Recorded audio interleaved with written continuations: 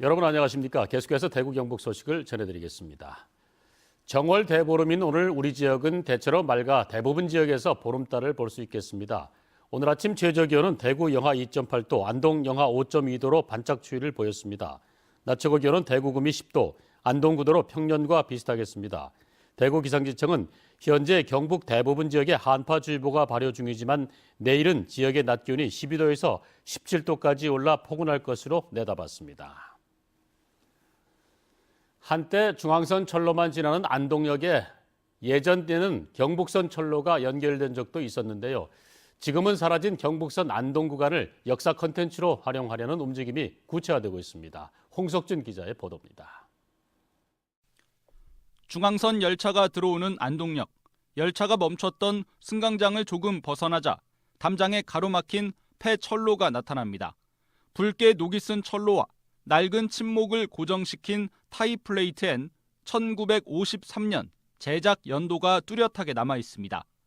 1931년 부설돼 일제 말까지 단 13년 동안만 존재한 경북선 안동 구간의 흔적입니다. 옛 경북선 철도 노반길은 안동 구도심의 낡고 좁은 골목길 형태로 70여 년의 세월을 견뎌왔습니다. 그때 독립운동 하셨던 분들은 이 경북선을 통해서 만주와 소통을 했을 거며 민중들은 이 경북선을 통해서 일본이든 하와이든 이렇게 직용을 갔던 그 길이라는 역사적 의의를 저희가 염두에 두고.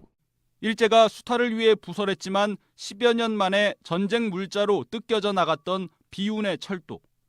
안동대 산학협력단은 경북선의 독특한 이야기를 안동의 독립운동사와 결합시키는 콘텐츠 개발에 나섰습니다. 기념관에 전시된 인물 중심의 독립운동사를 시민들의 생활 공간에서 보다 역동적으로 풀어내자는 취지입니다. 일제에 의해서 만들어지고 일제에 의해서 뜯겼다는 게 아무래도 안동이 얼마나 고난을 겪었을지를 보여줄 수 있는 소재인 것 같아가지고. 일제시대 안동과 세계를 잇는 유일한 통로였던 경북선의 추억이 70여 년 만에 시민들 곁으로 소환되고 있습니다. MBC 뉴스 홍석준입니다. 자유한국당이 6.13 지방선거 공직 후보자 추천 신청 접수를 합니다. 광역과 기초단체장 광역의원은 오는 4일부터 8일까지 접수를 받고 기초의원은 오는 4일부터 10일까지 7일 동안 접수합니다. 공천 주요 심사 기준은 당선 가능성과 도덕성, 전문성, 유권자 신뢰도, 당과 사회 기여도 등입니다. 뇌물이나 불법 정치 자금 수수, 경선 부정행위 등 부정부패와 관련한 법 위반으로 금고 이상형이 확정된 자 등은 신청할 수 없습니다. 대구시 교육청은 폐교한 옛 신암중학교 건물을 228 학생도서관으로 리모델링해 학교 도서관과 독서교육을 지원하는 특화도서관으로 운영하기로 했습니다. 오는 11월 문을 열 계획인 228 학생도서관은 지상 4층 규모로 1층은 어린이 열람실과 유아실, 2층은 청소년 자료실, 3, 4층은 체험활동실과 시청각실로 구성됩니다. 대구시교육청은 학교 독서교육을 집중 지원해 학교 도서관 활성화와 독서 생활화에 기여하고 인성함양과 창의적 사고 증진을 위한 체험활동을 중점 운영하겠다고 밝혔습니다. 개교 50주년을 맞는 육군 3사관학교가 오늘 학교 연병장에서 53기 졸업 및 임관식을 갖고 여군 19명을 포함한 정예장교 492명을 배출합니다. 송영무 국방부 장관 주재로 열리는 이번 행사에는 계룡대 합동 임관식이 폐지되고 8년 만에 학교의 전통과 특색을 살려 초임 장교와 가족, 친지 중심으로 진행됩니다. 올해 임관하는 졸업생 가운데는 남매 장교와 군번이 3개인 장교, 3사 동문 3부자 장교 등 이색 사연들이 많습니다.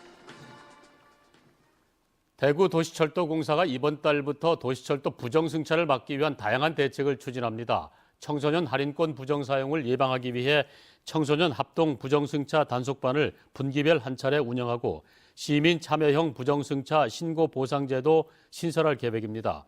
상습 부정승차의 부가운임 소급 징수도 지속적으로 추진합니다. 지난해 부정승차 단속으로 2천여 건이 적발돼 5,900여만 원을 징수했습니다.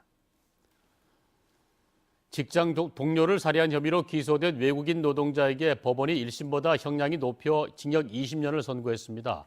대구 고법 형사 1부 박준영 부장판사는 살인 혐의로 재판에 넘겨진 26살 A씨에 대한 항소심에서 징역 14년을 선고한 원심을 깨고 징역 20년을 선고했습니다. A씨는 지난해 2월 10일부터 2월 10일 오후 경북의 한 제조업 공장 뒤 공터에서 동료 때문에 자기가 징계를 받았다며 직장 동료 B씨를 흉기로 수차례 때려 숨지한 혐의로 기소됐습니다.